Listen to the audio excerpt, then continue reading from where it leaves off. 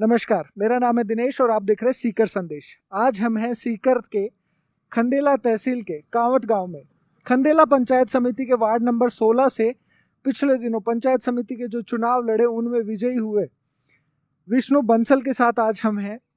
और चुनाव चले गए, लेकिन चुनाव की बातें लंबे समय तक जारी रहती हैं। चुनाव जीतने वालों के यहाँ उत्साह का माहौल होता है, तो चुनाव हारने वाले इस बात पे बहस करते हैं, इस बात पे ध्यान करते हैं कि क्या गलतियां रही, क्या ऐसी वजह रही जिसकी वजह से चुनाव उनके हाथों से निकल गया। लेकिन सारे चुनावों में सबसे महत्वपूर्ण ये होता है कि कौन जीता और किस तरीके से जीता। आमतौर पे हम देखते हैं कि वर्तमान समय की राजनीति में जो चुनाव होते हैं उनमें धन बल का सबसे ज्यादा प्रयोग होता है। सरपंच के जैसे चुनावों में भी 50 लाख से 1 करोड़ तक की राशि खर्च की जाती है, जबकि उनमें असल में जो चुनाव आयोग की तरफ से जो राशि दी जाती है वो तो बहुत कम होती है, जिसमें तो आज चुनाव का पर्चा जो भरा जाता है वो भी शायद ना हो पाए। वर्तमान समय ऐसा ही है। लेकिन विष्णु जी बंसल के साथ में हम जो बात कर रहे हैं, इनसे बात करने के बाद में आपको राजनीति का एक अलग पहलू नजर आएगा कि किस तरीके से बिना पैसे बिना पावर के जनता के मुद्दों को लेकर भी चुनाव लड़ा जा सकता है। और पिछले 2 चुनावों का मेरा खुद का एक्सपीरियंस है कि आज के समय पे जनता भी मुद्दों को देखकर चुनाव नहीं लड़ती है, मुद्दों को देखकर राजनीति नहीं करती है, मुद्दों को देखकर वोट नहीं करती है। उसके बावजूद भी विष्णु जी बंसल का बिना पैसा खर्च किए, बिना शराब बांटे, बिना पेट्रोल की पर्चियां बांटे, बिना 10-20 बड़ी गाड़ियां लगाए भी चुनाव में अगर वो निकल गए हैं तो बात करना लाजमी है। जाहिर है कि जनता जानना चाहती होगी ऐसा कैसे हुआ। तो विष्णु जी, स्वागत है आपका हमारे इस मंच पर। मेरा सबसे पहला सवाल ये है कि आपको क्यों ऐसा लगा कि आपको चुनाव लड़ना चाहिए, जबकि आपको पैसा भी नहीं खर्च करना था, शराब भी नहीं बांटनी थी। आमतौर पे चुनावों को लेकर जब भी चुनाव होते हैं तो एक बड़ा सर्कस शुरू हो जाता है कि कार्यालय खुल रहे हैं, वहां से पेट्रोल की पर्चियां बट रही है और पता नहीं हजार तरीके के काम हो रहे हैं।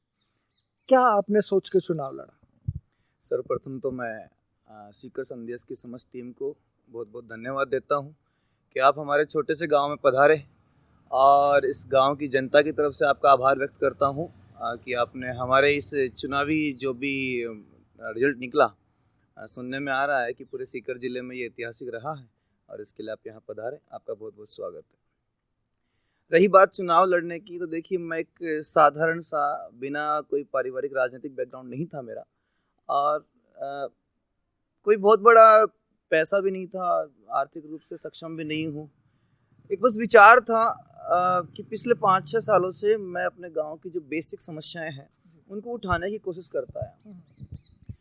उन समस्याओं को उठाने के लिए पीछे बैक चाहिए, और यकीन मानिए मेरे पास ऐसे कोई 5 लोगों की बहुत बड़ी टीम नहीं थी जिसको सपोर्ट लेके मैं कर पाता। और जब मैंने समस्याएं उठाई तो उसमें मेरी बात में वजन नहीं हुआ, मेरी बात सुनी नहीं गई तरीके से। इस बात के पूरी हमारे गांव की जनता इस बात की गवाह है।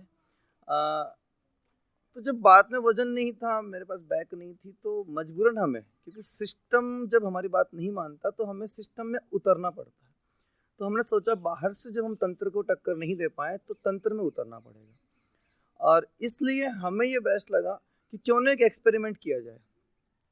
आज राजनीति धन बल बाहुबल की बन गई है, पार्टियों के आधार पर बन गई है। लोग टिकट मांगने के लिए करोड़ों रुपए खर्च करते हैं, एमएलए लेवल की ये छोटी सी टिकट के लिए भी लोग लाखों रुपए खर्च करते हैं, और उसके बाद पैसे के बल पे, बाहुबल के दम पे आगे बढ़ाने की कोशिश करते हैं। ये भी देखने को आया था कि शराब के दम पे लोग वोट मांगने की कोशिश करते हैं। एक बड़ा पॉइंट ये था, चलिए उसमें अपनी बात में वजन के लिए कि मेरी बात को एक जनप्रतिनिधि के रूप में तो सुना ही जाएगा। आज से पहले जब मैं एक सामान्य व्यक्ति था, आज भी सामान्य हूँ वैसे तो जनता के लिए तो, लेकिन जब मैं साधारण नागरिक था तो मेरी बात में वजन नहीं था। लेकिन आज जब मैं एक जनप्रतिनिधि हूँ तो मेरी बात को हर महकमे में कम से कम वजन तो मिलेगा। मैं अपनी बात को, अपने गाँव की समस्याओं को वाजिब तरीके से उठा सकता हूँ। एक साल पहले की बात है, मैंने एक कांवट में एक अपने जनप्रतिनिधि से पूछा था कि क्या शराब के बिना चुनाव लड़ना संभव है। तो उनका जवाब था, मेरे बहुत क्लोज हैं वो, कि अगर आप शराबबंदी की घोषणा कर देंगे कि मैं अपने चुनाव में शराब नहीं बांटूंगा, तो डेफिनेट मान के चलिए कि वहीं आप चुनाव हार गए। तो वो बातें एक युवा के तौर पे संभव नहीं थी कि हम लोग एक्सेप्ट कर लें। क्योंकि विवेकानंद ने कहा था कि हर बात आप केवल सुन के स्वीकार नहीं कर सकते, अपने विवेक से भी तौलिए। और हमने उन चीज़ों को अप्लाई करने की कोशिश की। और बाकी सारी बातें तो खैर क्या बताएं, एक्सपेरिमेंट था, जनता ने उसको स्वीकार किया। और राजनीति को बदलने की ज़रूरत, तो राजनीति पूरी तरह तो नहीं बदल सकते, लेकिन चलो कुछ तो प्रयास करें। ये सुनने को आया था हमेशा कि राजनीति बहुत गंदी होती है, बहुत गंदी होती है, आप यहाँ सफल नहीं हो सकते, खासकर एक सामाजिक कार्यकर्ता सफल नहीं हो सकता। लेकिन इस चुनाव के बाद में इतना तो तय है, ये तो हमें मालूम पड़ा कि राजनीति इतनी गंदी तो नहीं है, एटलीस्ट पब्लिक साइड से तो गंदी नहीं है।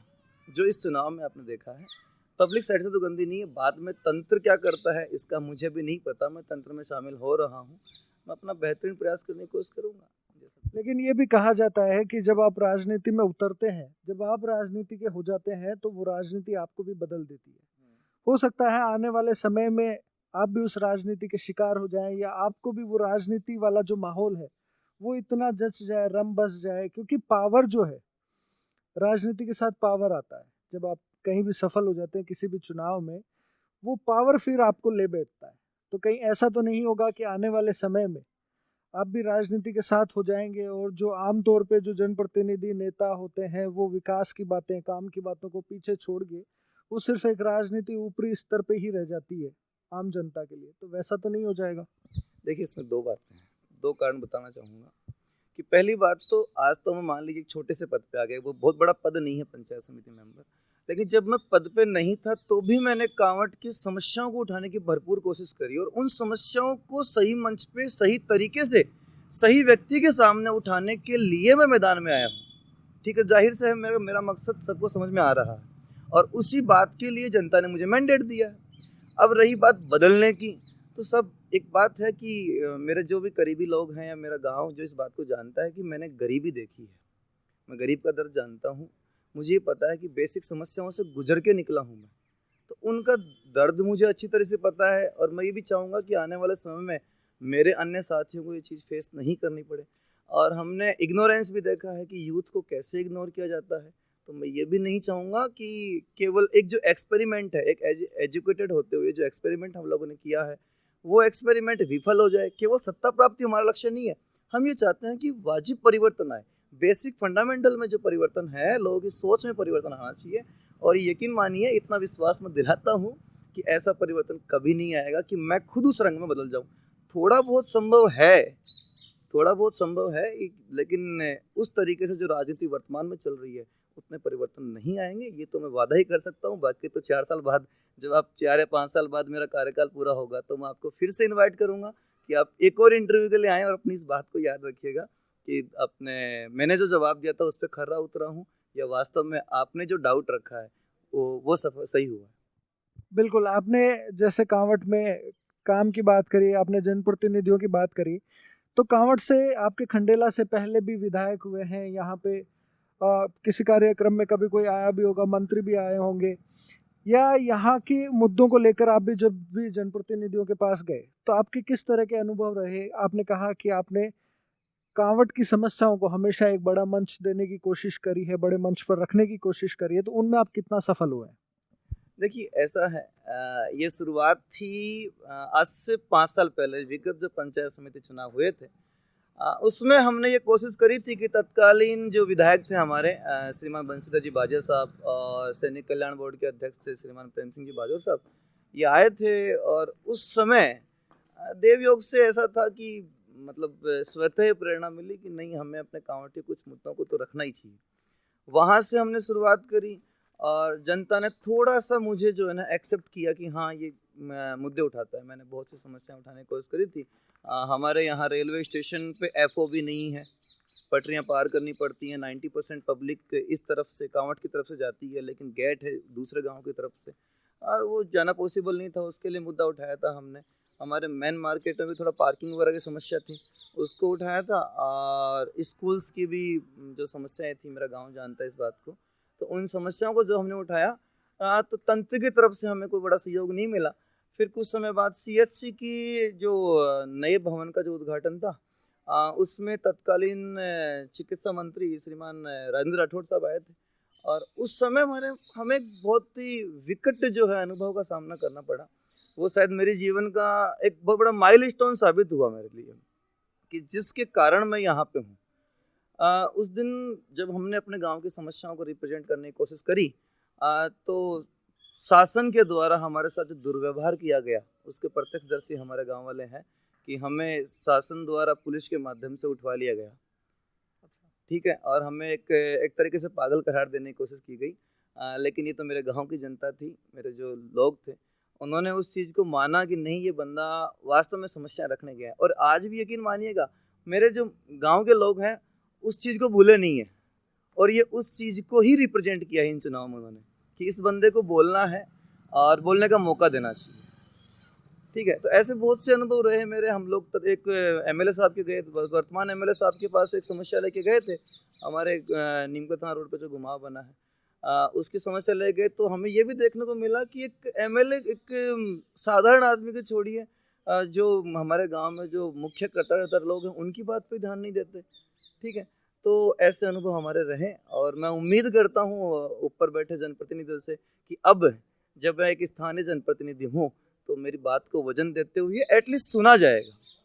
मैं ठीक है, मुद्दे हल हो नहीं हो, लेकिन जब मैं अपने मुद्दों का जिक्र करूँ, अपने गांव की समस्याओं का जिक्र करूँ, तो उन्हें कम से कम पैसेंसफुली सुना जाए। ठीक है, फिर अगर आपकी जो भी प्रॉब्लम्स हैं आप उसको कर सकते हैं, नहीं कर सकते, जो भी फंड बर्ड्स हैं वो आप हमें समझाएं, मैं अपने गांव की जनता को आगे जवाब देने की कोशिश करूँगा। बिल्कुल, आप ये कहना चाहते हैं कि जब आप अपने गांव के स्थानीय लोगों के जो मुद्दे हैं वो लेकर गए आप, तो आपको पुलिस का वो जो एक होता है राजनीति में, जो बड़े लोग होते हैं तो उनका होल्ड होता है, उससे उसका इस्तेमाल किया उन्होंने आपकी आवाज़ को चुप कराने के लिए। लेकिन अब आवाज़ के ऊपर एक जनप्रतिनिधि होने का आपके मोहर लग चुकी है, आप ऑफिशियली जनप्रतिनिधि हो गए हैं। लेकिन हम ये भी देखते हैं कि आम तौर पे हमारा जो राजनीतिक सिस्टम है उसमें इवन एमएलए हो चाहे एमपी हो, कहीं ना कहीं ये 5 साल में हमें सुनने को मिलता है कि उनकी बातों को भी सही मंच पर नहीं सुना गया, कि किसी की बात को एमएलए अगर है तो विधानसभा में नहीं सुना गया, किसी का लोकसभा में नहीं सुना गया, उनके साथ वहाँ भी इस तरह की घटनाएं होती है। पिछले दिनों हमने देखा जब देश की संसद में कृषि कानून पास हुए, उस वक्त कई एमपी थे जिनको बाहर निकाल दिया गया था, और इस तरह की चीजें चलती रहती है। तो आपको क्या लगता है, पंचायत समिति चुनावों में जीतकर किस मंच तक आप अपनी बातों को रख पाएंगे? क्योंकि जहां एमपी और एमएलए ही संतुष्ट नहीं है कि हमारी बातें नहीं सुनी जाती, तो पंचायत समिति सदस्य के नाते आपकी बातें कहां तक सुनी जाएगी? देखिए, मैं कोशिश कर सकता हूँ, क्योंकि आज तक देखा गया है, जैसे हमारे खंडेला में 39 पंचायत समिति मेंबर हैं वर्तमान में, और आज तक जो भी रिकॉर्ड है सीकर जिले का ले लीजिए, पूरे राजस्थान का ले लीजिए, 99% टाइम तक ये देखा गया है कि जिला परिषद मेंबर हो या पंचायत समिति मेंबर हो, ये वर्थलेस पोजीशन हो गई। ये वर्थलेस पोजीशन है जिसको कोई पावर नहीं है, और शायद प्रधान और जिला प्रमुख का चुनाव करने के लिए मतदान करने तक इनकी भूमिका सीमित है। लेकिन हम ये तो कर सकते हैं कि अपने गांव की बेसिक समस्याओं को कम से कम उठाएं तो सही। ठीक है, पंचायत समिति में आपने प्रस्ताव दिया, अब प्रस्ताव तो दें, हम अपनी भूमिका तो निभाएं। जो मीटिंग में जाते हैं, जब हम लोग सदन की मीटिंग पे जाती है, वहाँ जब बुलाते हैं तो हम रिप्रेजेंट क्या कर रहे हैं? क्या हम वहाँ चुपचाप जाके बैठ जाते हैं? क्या हम लोग एमएलए के जो प्रभाव है, एमएलए या जो भी प्रधान है या पार्टी है, उसके प्रभाव में आके चुपचाप बैठ जाते हैं? ये चीज़ नहीं होनी चाहिए। मैं क्या कर पाऊंगा इसका, तो यही कह सकता हूँ कि जब बड़े कोई भी नेता कांवट में आते हैं तो आज एक बात तो होगी कि मेरी बात को इग्नोर नहीं किया जाएगा, मुझे इग्नोर नहीं किया जाएगा। तो जब कांवट में आएंगे तो एक बात तो मैं, चाहे कोई बहुत बड़ी वो चुनौती तो नहीं कह रहा, लेकिन ये जरूर आश्वस्त करता हूँ कि उनको अपना होमवर्क करके आना पड़ेगा। वो हमारे गांव की समस्या सुनेंगे, एक बार नहीं सुनेंगे, 2 बार सुनेंगे, 2 बार नहीं सुनेंगे, आगे सुनना पड़ेगा। जब बार बार जब हम उनके कानों से आवाज़ टकराएगी तो यकीन मानिए, अगर वो उनको वोट लेने आगे जाके हमारे गांव में अगर वो चुनाव के टाइम झोली फैलाएंगे तो उनको जवाब देना पड़ेगा। और यही मैं वहाँ खंडेला पंचायत समिति में जब जाऊँगा तो वहाँ हर मीटिंग में मैं कोशिश करूँगा कि प्रभावी तरीके से अपनी बात रख पाऊँ, जैसा भी हो पाएगा। और नहीं, गाँव की जनता तो है ही साथ में, उनको लेके जो भी कर पाएंगे, है ना। मैं ये तो नहीं कह रहा कोई हिंसक तरीके से, लेकिन बहुत शालीन तरीके से हम लोग पूरे जनमत को साथ लेके अपनी बात रखने का प्रयास करें। आपकी बातों से मुझे ऐसा लग रहा है जैसे एमएलए जो हैं उनसे तो आपकी खासी नाराजगी है कि आपको नहीं लग रहा कि मतलब उन्होंने काम किया होगा? तो आपके वर्तमान खंडेला के जो एमएलए हैं महादेव सिंह खंडेला, और पूर्व एमएलए और वो मंत्री भी रहे बंशीधर जी बाजिया, आपके कैसे अनुभव हैं कि उन्होंने खंडेला के पूरे क्षेत्र में कितना काम किया होगा, क्या चीजें उन्होंने करी होगी, कुछ अच्छा था कुछ बुरा था, किस तरह के अनुभव है आपके? देखिए, मैं एक छोटा सा कार्यकर्ता हूँ। मैं अपने गाँव क्षेत्र से बाहर इतना तो नहीं निकला होऊंगा कि अन्य गाँव की समस्याएं जानता हूँ, लेकिन कांवट खंडेला क्षेत्र की सबसे बड़ी पंचायत है और इसके सराउंडिंग में 10-5 जो भी पंचायतें हैं उनकी समस्याओं से मैं खास तौर पे वाकिफ़ हूँ। और जहाँ तक मुझे पता है कि चुनाव जीतने के बाद, विधानसभा चुनाव जीतने के बाद किसी भी एमएलए ने, है ना, अपनी स्वेच्छा से हमारे क्षेत्र में आके दर्शन नहीं दिए। वर्तमान एमएलए की बात ही कर लीजिए, हमारे जो विधायक महोदय हैं, मेरी कोई ऐसी व्यक्तिगत वो नहीं है, मैं उनका सम्मान करता हूँ। मैं बंशीधर बाजेकर साहब का भी सम्मान करता हूँ और महादेव सिंह जी का भी सम्मान करता हूँ, क्योंकि बहुत बड़े संघर्ष के बाद कोई व्यक्ति वहाँ तक पहुँचता है, विधायक पद तक। तो मैं कोई प्रतिष्ठा गिराने वाली बात तो नहीं करूँगा, लेकिन अब देखा जाए तो विगत 2018 में जो चुनाव हुए थे, इसमें दिसंबर 2018 में विधानसभा के चुनाव हुए थे, 2 साल हो चुके। 2 साल पहले महादेव सिंह जी ने निर्दलीय चुनाव लड़ा था और तब हमें गांव वालों को आए कही थी कि सब हमारी लाज से आप लोगों के हाथ में है। हमारे पहले ही 5-6 बार वो एमएलए रह चुके हैं और गांव ने उनको बहुत अच्छा मैंडेट दिया था, यहाँ से लीड देके भेजी थी। लेकिन उसके बाद से हमारे कटु अनुभव ये हुआ कि आज तक उन्होंने कांवट में दर्शन नहीं दिए, स्वागत करवाने के लिए भी नहीं आ पाए। तो ये थोड़ा सा गलत होता है, वादा खिलाफी होती है। आप कांवट की समस्याएं हल न कर सको, सुनो तो सही। मैं बाजे साहब के बारे में कहना चाहूँगा कि जो अस्पताल के भवन के लोकार्पण का समय था, उस समय हमने ये देखा कि बाजे साहब हमारे गांव के मंच पे खड़े होके खंडेला की बातें रख रहे हैं। तो ये मैं इतना ज़रूर चाहता हूँ कि आप जब हमारे गांव के मंच पे खड़े हो, हमारे गांव के किसी कार्यक्रम में आप आए हो, तो प्लीज़ हमारे गांव को सपोर्ट करें, हमारे गांव की समस्याएं रखें। ऐसे बहुत से अनुभव हैं। एक बार मैं अपनी समस्याएं लेके जब गया था यहाँ महादेव सिंह जी के पास, तो भी कटु अनुभव रहा कि वो लोग सुनने को तैयार ही नहीं। उनका ये कहना था कि मैं जानता नहीं क्या समस्या क्या है, मुझे पता है उधर क्या समस्या है। तो लेकिन जब आप जानते हैं उन समस्याओं को, जब आपको पता है कि अपने क्षेत्र में क्या समस्या है, तो उनके समाधान के लिए क्या प्रयास कर रहे हैं आप? ठीक है, चाहे एमएलए हो चाहे एमपी हो, मैं इस बात को कम से कम मैं उनसे प्रार्थना करता हूँ कि जनता को इतना जरूर आश्वस्त किया जाए कि जनता को उनके पास जाने की जरूरत न पड़े। जिन समस्याओं को वो जानते हैं, भली बात वाकिफ है, उनके समाधान के लिए स्वतः प्रयास करें, तो आप जनता खुद दिल से आपको प्यार करेगी और आगे भी मैंडेट देती रहेगी। इतना मैं उनसे प्रार्थना करता हूँ। बिल्कुल ठीक है। तो अब एक बार हम राजनेताओं की और राजनीतिक बातों को विराम देकर हम ये जानना चाहेंगे कि आपने इस इलेक्शन में किस तरीके से आपने चुनाव लड़ा, क्या चीज़ें आपने थी जो पहले से आप सोच के चले, आखिर तक आप जिन पे डटे रहे, कितना का आपका पैसा खर्च हुआ, क्या चीज़ों पे आपने फोकस किया, कैसे निकाला आपने ये चुनाव? जबकि मेरी जानकारी में ये है कि आपके वर्तमान और पूर्व दोनों ही जो खंडेला से विधायक थे, वो मतलब मोटा मोटी ये कहें कि कांग्रेस और बीजेपी दोनों ही पार्टी आपके विपक्ष में थी। वो चाहते थे कि मतलब किसी भी तरीके से करके आप चुनाव न निकाल पाए, उस बीच आपने चुनाव निकाल लिया, कैसे? ये तो देखिए जनमत है ना, जनता का दिल जहाँ कर जाए, जहाँ कुछ भी कर जाए सब, है ना। मेरे गांव के लोगों के बीच पला बड़ा हूँ, मेरे गोद में खिलाया है उन लोगों ने। तो मुझसे भली बात वाकिफ़ है, मेरा कैरेक्टर के बारे में, मेरे व्यवहार के बारे में, मेरे पूरे पृष्ठभूमि जो भी है, पारिवारिक पृष्ठभूमि, सबसे वो तो वाकिफ़ है। अब रही बात ये कि क्यों लड़ना था, एक चीज़ देखने को मिलती है कि चाहे कोई भी टिकट हो, छोटी मोटी टिकट हो, उसके लिए भी आपको खंडेला झांकना पड़ता है। हर जगह देखा जाता है कि विधायकों की तरफ आपको देखना पड़ता है। यार ठीक है, हमने विधायक चुन लिए, लेकिन मैं मेरे गांव का जनप्रतिनिधि, तो हर गांव का जनप्रतिनिधि तो कम से कम गांव की इच्छा से तय हो। अब वो लोकतंत्र कहाँ रहा कि टिकटें उनके दरबार से तय होके आएंगी और उनमें से किसी एक को चुनना है? ये तो कोई बात नहीं हुई। हमने चुनाव लड़ा, ना तो बंशीधर जी बाजे साहब जो बीजेपी के करता रहता है उनकी तरफ से हमें कोई समर्थन था, ना महादेव सिंह जी के समर्थन था, क्योंकि मैं पहले से नहीं खिलाफत में रहा हूँ। थर्ड फ्रंट के रूप में देखा जाए तो सुभाष जी मील साहब, उनसे भी उनका जो कैंडिडेट था वो भी अलग था। और फोर्थ, हमारे यहाँ 5 कैंडिडेट थे, फोर्थ कैंडिडेट भी अनुभवी थे, पहले मेंबर रह चुके हैं। सबसे पहले मेंबर 95 से 2000 तक वो मेंबर रहे थे। अब इन दिग्गजों के बीच में कि 4 टिकटें थी, एक तो रिटायर्ड एंटी करप्शन ब्यूरो से रिटायर्ड थे श्रीमान लक्ष्मी नारायण जी, जो बहुत सम्मानित व्यक्ति हैं, लक्ष्मी नारायण सैनी साहब। एक हमारे बीजेपी से थे श्रीमान रामचंद्र जी शर्मा साहब, जिनका मैं बहुत सम्मान करता हूँ, मेरे गुरु रहे हुए हैं। व्यापार मंडल से थे मीलगुट से श्रीमान संतोष जी शर्मा साहब, और श्रीमान सुभाष जी थे ही। इन दिग्गजों के बीच में एक लड़के का एक मतलब विदाउट बैकग्राउंड किसी लड़के का उतरना इतना आसान तो नहीं था। बहुत लोगों ने मुझे ये कहा कि नहीं, तुझे इस चुनाव में नहीं उतरना चाहिए, तेरा चुनाव नहीं है, 100 या 150 वोटों में तू सिमट जाएगा।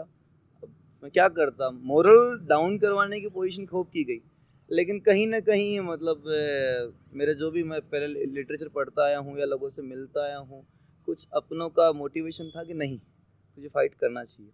अब इसके लिए रास्ता क्या अपनाया गया कि कुछ लोग जाते हैं कि साहब जिनके पास 100 वोट हैं, 150 वोट हैं बल्क में, उनके पास जाके बात करते हैं। मैं उन लोगों के पास गया जिनको राजनीतिक मुख्य धारा में शामिल नहीं किया जाता, केवल मतदान या वोट लेने के लिए उनके पास जाया जाता है। साधारण आदमी जिनके पास 2 वोट हैं, 3 वोट हैं, उनके पास। यकीन मानिए, मैं जब फॉर्म भर रहा था और मैंने कोई बहुत बड़ी चर्चा भी नहीं करी, साल भर पहले ही जब ये अनाउंस हुई थी तारीख, उसी दिन अनाउंस कर दिया चुनाव लड़ना है, ठीक है, कुछ तो नया करना है, एक्सपेरिमेंट करना है। यहाँ जब मैं गया, उन लोगों के बीच में गया जिनको रिकॉग्नाइज नहीं किया जाता सिस्टम में। मैं फॉर्म भरने से पहले, मेरे पास कोई बड़ी टीम नहीं है आज भी ठीक है, तो फॉर्म भरने से पहले मैं कम से कम मेरे गांव क्षेत्र में 200 से 250 आम आदमियों से, आम घरों में जिनकी कोई पहचान नहीं है, चाहे मेरी हरिजन बस्ती से मान लीजिए, मेरे लोगों मान लीजिए, ऐसे तबकों से मान लीजिए जिनको कोई नहीं पूछता, उनसे मैं 200 से 250 लोगों से गया और उनको अपना विजन समझाया, उनको विश्वास में लिया, ठीक है, और कुछ मोटिवेशन था ही, उनको विश्वास में लेके मैंने ये चलो फॉर्म भर देते हैं। जब उनमें से मेजर लोगों ने ये कहा नहीं तुम्हें फॉर्म भरना चाहिए, हम तेरे साथ हैं, क्योंकि पहली बार ये था, ये राजनीतिक एक पदार्पण ऐसा था जिसके लिए आम आदमी से पूछा जा रहा था। बजाय मैंने खंडेला के चक्कर नहीं काटे कि मैं वहाँ टिकटों के लिए चक्कर काटूं, कांवट में जो भी स्थानीय स्तर पे पार्टियों के ऑफिस हैं उनसे पूछूं, नहीं, मैं आम आदमी के पास गया, क्योंकि मुझे ये पता है कि सत्ता के रास्ते आम आदमी के दिलों में है, नेताओं के पास नहीं है। ये कहा जाता है कि मेरे पास 300 वोट है, किसी के पास वोट है, किसी के पास कुछ नहीं है साहब, ये जनता का वोट है, मन का वोट कहा जाता है और लोग मन से देते हैं। रही बात चुनाव कैसे लड़ा जाए, फॉर्म भर दिया, यहाँ तक बड़ी बात थी हमारे लिए। ले दे के 1 या 2 हमारे जो है ना मित्र रहे इसमें साथ में, मैन तो बाकी जब धीरे धीरे लोगों को हमारा विजन मालूम पड़ा तो लोग धीरे धीरे साथ आने की मतलब अंडरग्राउंड साथ आए। और ये तो करना ही था कि हमें लीक से हट के चुनाव लड़ना था। तो शराब के बारे में आया तो हमने स्पष्ट पहले ही कर दिया था कि हम शराब नहीं बांटेंगे। यहाँ तक मान के चले किसी को 50 रुपये भी नहीं देंगे कि तू शराब पी लेना। बहुत से लोग आए भी इस तरीके से, कुछ युवा साथी जो भटकाव के रास्ते पे थे कि सब थोड़ा बहुत दो, हमने स्पष्ट मना कर दिया, वोट दें चाहे नहीं दे चलेगा। जब कोई पार्टी साथ नहीं थी, गाड़ी या मतलब लगाने के, ऐसा नहीं है कि मैं लगा नहीं सकता था, ठीक है, मैं गाड़ी घोड़े लगा सकता था, लेकिन मेरा ज़मीर गवाही नहीं दे रहा था। ऐसा ज़रूर था कि चलो जब हम इसमें एक एक्सपेरिमेंट ही कर रहे हैं तो क्यों ना फुल फ्लैश में किया जाए। तो ये पहले से क्लियर था कि हम लोग शराब नहीं बांटेंगे। और शराब तो छोड़िए साहब, मैंने अपने कार्यकर्ताओं या किसी गांव वाले को, किसी वोटर को चाय भी नहीं पिलाई। शायद अपने आप में पहला चुनाव होगा। और ऑफिस भी नहीं खोला, कार्यालय नहीं खोला हमने। गाड़ियाँ केवल एक गाड़ी वो 7 दिन प्रचार के लिए लगी थी, उसके अलावा गाड़ी नहीं थी, कोई बहुत बड़ा प्रचार नहीं था, कोई टीम नहीं थी, ऐसा करके। और चुनाव लड़ने तक कुल खर्चे की बात अगर करी जाए तो जैसे इसमें देखकर सुनने को मिलता है कि आसपास में कुछ पंचायतों में लोगों ने 10 लाख 15 लाख तक खर्च कर दिए, जिसको कहा था कि वर्थलेस पद है। और वहाँ हमने जो लिमिट है 75,000 की इस पद के लिए, उसके आधे से भी कम में चुनाव जीत के दिखा दिया। हाँ, हमने सोशल मीडिया का बेहतरीन इस्तेमाल किया, क्योंकि हमारा मुख्य फोकस था हमारे युवा साथी। हम बुजुर्गों के सम्मान करते हैं, बुजुर्गों से हम लोग आशीर्वाद लेके आए, लेकिन सोशल मीडिया के इस्तेमाल से हमने ये देखा था कि दुनिया में बड़ी बड़ी सत्ताएं चेंज हो गई हैं, बहुत बड़े परिवर्तन आए हैं। ग्रेटा थनबर्ग जैसी जो है ना बड़ी हस्तियां मतलब सोशल मीडिया के माध्यम से निकली हैं। तो सोशल मीडिया के माध्यम से एक छोटा सा चुनाव जीतना कोई कोशिश तो कर सकते थे।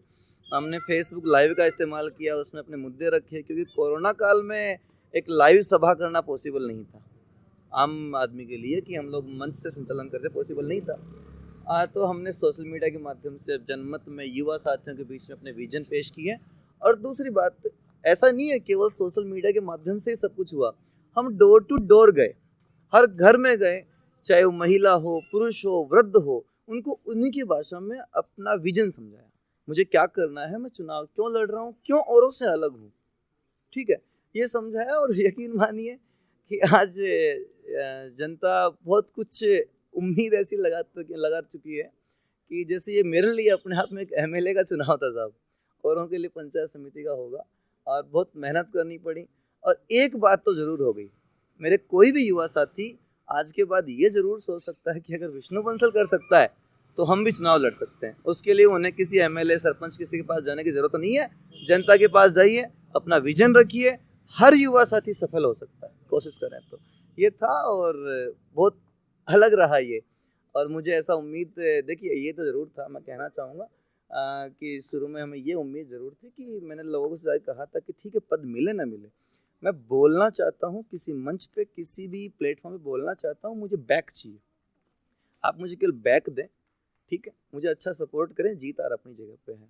और मुझे भी इतना ज़रूर था कि हाँ, हम बहुत अच्छी बैक लेके 700 से 800 वोट, 3561 की पोलिंग हुई थी, 700 से 800 वोट हमें मिलेंगे, इतना ज़रूर कंफर्म था। लेकिन जब रिजल्ट के दिन ये देखने को मिला कि सारे जो ना चुनावी पंडितों को धत्ता बताते हुए एक ऐसा चमत्कार किया गांव की जनता ने, तो उसके लिए तो मैं बस उनको नतमस्तक होकर प्रणाम ही कर सकता हूँ कि आपने क्या कर दिया। न केवल औरों की नींद उड़ी है साहब, मेरी भी रातों की नींद एक दो बार तो उड़ी गई कि क्या हो गया, क्या कर दिया। और यकीन मानिए कि मैं पंचायत समिति मेंबर का जो पद है वो एक तरीके से जीर्ण शीर्ण हो गया, मतलब एक तरीके से इसको मान्यता ही नहीं मिलती। मैं कोशिश करूंगा कि ये न केवल ये चुनाव तो मतलब मेरे क्षेत्र की जनता, खंडेला एफएससी के लोग ऐतिहासिक मानते ही हैं। मेरा कार्यकाल भी लोग जरूर याद रखेंगे, इतना मैं वादा करता हूँ, ठीक है। मेरा पूरा कार्यकाल लोग ताउम्र नहीं भूलेंगे, मैं कोशिश पूरी करूंगा, फिर बाकी कुदरत पे है। बिल्कुल, बहुत अच्छी बात है। तो अब आप, क्योंकि अब पंचायत समिति सदस्य आप बन गए हैं, तो आने वाले 5 साल के लिए क्या आपका विजन है, क्या आपके एजेंडा रहेंगे, कैसे आप काम करेंगे, उसके बारे में भी आप बताएं। हालांकि वैसे तो सब परिचित हैं, लेकिन जब आप इतने बड़े प्लेटफॉर्म से आए हैं तो देखिए, एक तो है कि जैसे मेरे यहाँ कांवट में हॉस्पिटल है, सीएचसी बना, लेकिन लोग बड़ी बड़ी घोषणाएं करके जाते हैं और उनको अप्लाई नहीं करते। जैसे 5 साल पहले, 4 साल पहले यहाँ पे स्वयं चिकित्सा मंत्री घोषणा करे गए थे, एक सोनोग्राफी से छोटी मशीन है, खास बड़ी बात नहीं है, और एक गायनिक डॉक्टर यहाँ लगाने की, लेकिन वो लोग लगाने के दूर, उनको किसी ने याद भी नहीं दिलाया, ठीक है। मेरे यहाँ अस्पताल में बहुत बड़ा भवन तैयार किया गया है, लेकिन एक मोर्चरी जैसी सुविधा सब जगह होनी चाहिए, मुर्दा घर होना चाहिए।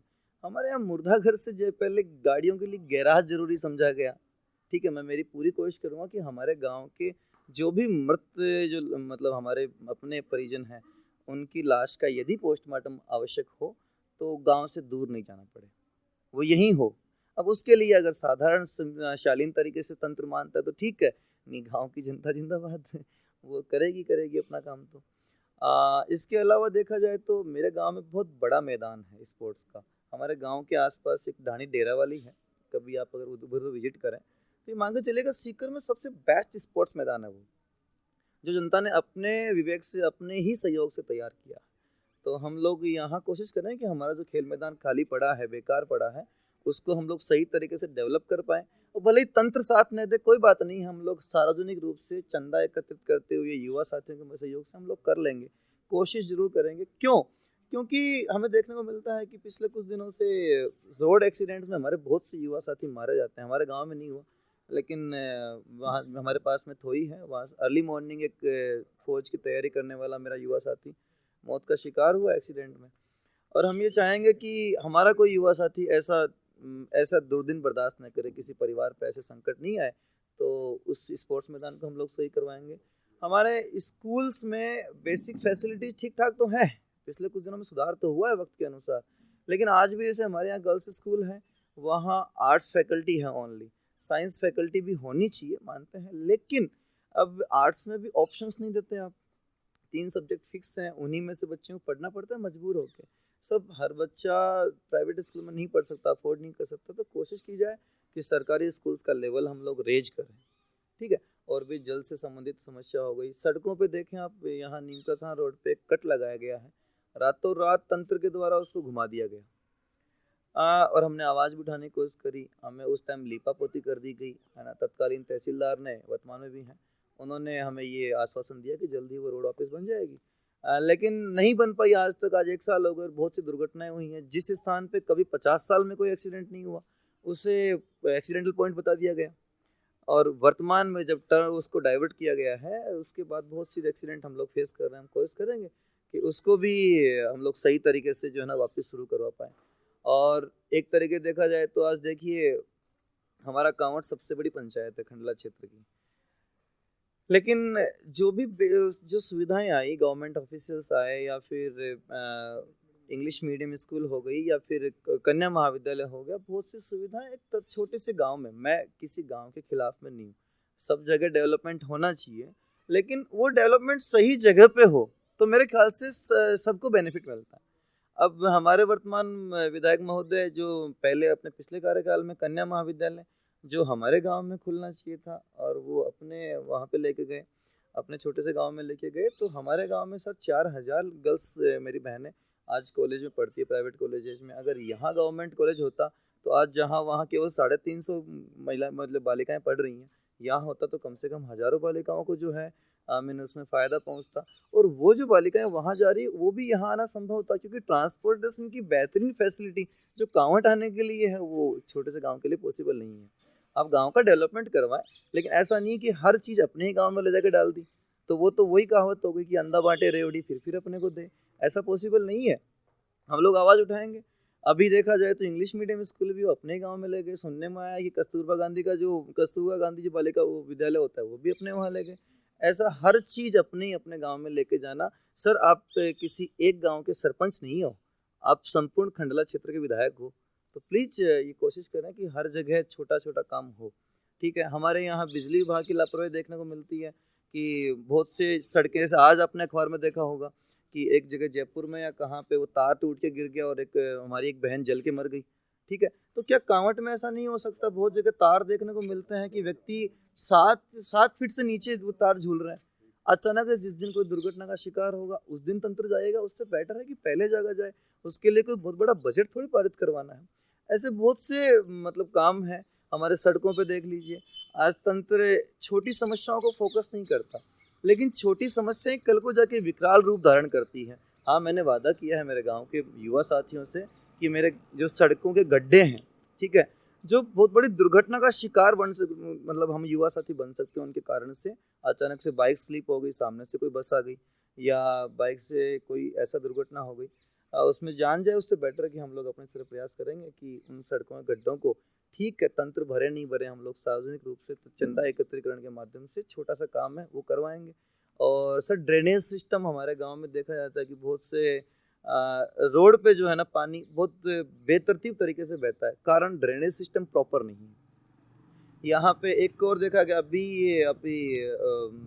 गौरव पथ बनाया गया, और अभी एक और योजना से मुख्यमंत्री सड़क योजना थी या कौन सी योजना थी, उससे यहाँ पे 1 किलोमीटर लंबी सड़क बनी है। अब जब जो विधायक फंड से सड़क बनी है, उसके दोनों तरफ उनको रोड नाली बनानी चाहिए थी, ठीक है। वहाँ केवल एक की तरफ नाली का निकास बना दिया गया, दूसरी तरफ आज भी पानी भरा हुआ है, तो क्या गारंटी कि वो रोड टिक पाएगी? अब वहाँ जब हमने क्वेश्चन रेज किया कि साहब ऐसा क्यों हुआ, तो फंड नहीं है। अरे सब फंड अगर जनता से लेना तो पहले ले लो। आप फंड की कमी का बहाना बना के तो काम नहीं रोक सकते। और एक तरफ जो नाली बनाई है वो भी इस तरीके से बनाई है कि 7 फीट 6 फीट गहरी कर दी, पानी आगे नहीं निकाल रहा। ज़्यादा टाइम हुआ नहीं, 5 महीने उसको बने नहीं हुए, आज तक पानी आगे की निकास पूरा नहीं हो पाया। तो ऐसी बहुत सी समस्याएं हैं। ठीक है, काम होगा, कोशिश करेंगे, लेकिन तंत्र के कान में हमारी बातों का जिक्र जरूर होगा, इस बात की गारंटी मैं लेता हूँ। गांव का जनप्रतिनिधि होने के माध्यम से मैं अपने गांव के युवा साथियों को, बुजुर्ग जो हमारे हैं गांव के वरिष्ठ जन, उनको साथ लेके हम लोग कोशिश पूरी करेंगे कि एक पंचायत समिति मेंबर जो है ना पद, उसकी गरिमा को हम लोग सार्थक करें कि आगामी जब चुनाव हो ये, तो वहाँ कांवट एक नजीर बन के पेश हो लोगों के सामने। बिल्कुल, बहुत बहुत धन्यवाद विष्णु जी हमसे बात करने के लिए। आप विष्णु जी को सुन रहे थे। विष्णु जी ने अभी कांवट, जो खंडेला का सबसे बड़ा पंचायत है, वहाँ से पंचायत समिति सदस्य के तौर पे चुने गए हैं निर्दलीय। आप बीजेपी से नहीं, आप कांग्रेस से नहीं है, या आप किसी भी बड़ी पार्टी से नहीं होकर निर्दलीय हैं, लेकिन आपने बताया कि आपने जनता के सामने जाकर बात की, जनता से आपने अनुमति मांगी है चुनाव लड़ने की, जनता ने आपको अनुमति भी दी, सहयोग भी दिया, साथ भी दिया, वोट भी दिया, और इसलिए आज आप पंचायत समिति सदस्य के तौर पे चुने गए हैं। यहाँ के मुद्दों के बारे में, पिछली सरकारों या पिछले विधायकों के द्वारा करी गई गलतियों के बारे में, उनके द्वारा जो नहीं करवाए गए काम उनके बारे में, अगले 5 साल में जो काम कर पाएंगे, जिन कामों के लिए प्रयास करेंगे, उन सभी के बारे में हमने बात की। और हम उम्मीद करते हैं कि अगले 5 साल जो इस पंचायत समिति के लोगों ने, वोटर्स ने जो समर्थन आपको दिया है, आप उस पर खरे उतरेंगे, आप उनकी आशाओं पर खरे उतरेंगे, आप उनके लिए काम करेंगे। और एक बहुत अच्छी बात विष्णु जी ने हमें बताई कि अगर विष्णु बंसल ये कर सकता है तो कोई भी युवा कर सकता है, क्योंकि आज के समय पे मैं जानता हूँ, मैंने पिछले सरपंच के इलेक्शन भी कवर किए हैं, हमने ग्राम पंचायत समिति के इलेक्शन भी कवर किए हैं। हमने देखा है कि जब भी किसी को चुनाव लड़ना होता है तो उसकी पहली प्राथमिकता होती है कि वहाँ पे किस पार्टी का जो सपोर्ट सिस्टम है वो ज़्यादा बड़ा है, उससे टिकट लिया जाए, उससे नहीं मिल रहा तो सेकंड पार्टी से लिया जाए, किसी न किसी पार्टी से जुड़ा जाए, ताकि जो सिंबल के वोट है कम से कम वो सुरक्षित हो जाए, उसके बाद में आगे काम करा जाए। उसमें बड़े नेता भी आपके जो हैं वो आपके लिए जब प्रचार प्रसार करते हैं तो उसका भी फर्क पड़ता है। तो ये सब चीज़ों का इस्तेमाल करने के लिए सबसे पहले आदमी जो आगे विकास की बातें होती हैं उन सबको छोड़ के पार्टियों के पीछे चले जाते हैं। तो मेरे ख्याल से अब आने वाले चुनाव में जो हमारे यूथ व्यूअर्स हैं या और जो ऐसे सामाजिक कार्यकर्ता हैं जो इस पार्टियों के लिए फरियां बांधने वाले, दरिया बिछाने वाले रह जाते हैं, उन्हें भी आने वाले चुनाव में भले ही निर्दलीय लड़ना पड़े, लेकिन चुनाव लड़कर अपनी जगह को पुख्ता करना चाहिए। क्योंकि अगर आपको लगता है आप वाकई में चुनाव लड़कर, चुनाव जीतकर इस देश की, अपने गांव की, अपने शहर की, अपने विधानसभा क्षेत्र की, अपने पंचायत समिति क्षेत्र का कुछ भला कर सकते हैं, तो आपको राजनीति में अपने दम पर आगे आना पड़ेगा। क्योंकि अगर राजनीति में जो लोग पहले से जमे हुए हैं उनके दम पर अगर आप चुनाव जीत भी गए तो आप यकीन मानिएगा उसके बाद आप काम नहीं कर सकते। ये 99% सत्य है और ये आमतौर पर होता आया, हम लोग देखते आए हैं। तो अब आप इस वीडियो के ख़त्म होने से पहले, आप लोग इतनी देर से सुन रहे हैं, तो मैं चाहता हूँ विष्णु जी, आप जो इस तरह के हमारे यूथ व्यूवर्स हैं, युवा जो है, उनके लिए आप कोई संदेश अगर आप देना चाहें। देखिए, युवाओं के लिए तो मैं इतना ही कहना चाहूँगा, मेरे युवा साथियों के लिए, कि आज तक ये कहा जाता है, केवल बातों में कहा जाता है सैद्धांतिक रूप से, कि युवाओं को भी राजनीति में आना चाहिए और आना ही चाहिए। लेकिन राजनीति में लाने का मकसद उनका एक ही है कि वो केवल दरियाँ बिछाएं और राजनीतिक पार्टियों की पर्चियाँ फाड़ें। मैं तो यही चाहता हूँ कि हर युवा, क्योंकि मेरे एक मित्र कहते हैं, जो मेरे सबसे अच्छे सपोर्टर थे, प्रशांत कुमार राजन, वो ये कहते हैं कि युवा केवल वो नहीं होता जिसके बाल काले हों, ठीक है, और वो जीन्स पहन के निकले। युवा वो होता है जो असंभव को संभव बनाने की ताकत रखता हो, वो प्रेरणा रखता हो, वो मोटिवेशन रखता हो। तो चलिए यार, असंभव को संभव करते हैं, हम अपना बैकग्राउंड बनाएं। कुछ नहीं करना है, राजनीति में सफल होने के लिए बहुत बड़ा प्रोपेगेंडा नहीं है। आप शुरू से लोगों की तरह 6 महीने में नहीं बदलें, ठीक है, शुरू से लोगों के बीच जनता के मुद्दे उठाएं, जनता से मिलते रहें, विशेष तौर पे बुजुर्गों से सब, क्योंकि बुजुर्गों के बिना हम लोग कुछ भी नहीं है।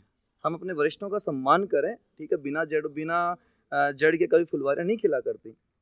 वरिष्ठों का सम्मान रखते हुए हम लोग अपने युवा साथियों की टीम बनाते हुए, गांव की, अपने क्षेत्र की बेसिक समस्याओं को उठाते हुए, अगर हम राजनीतिक क्षेत्र में अपना बैकग्राउंड मजबूत करते उतरते हैं तो दुनिया की कोई ताकत नहीं है जो आपको रोक सके। तो मैं एक ही बात कहूँगा कि कर दिखाओ कुछ ऐसा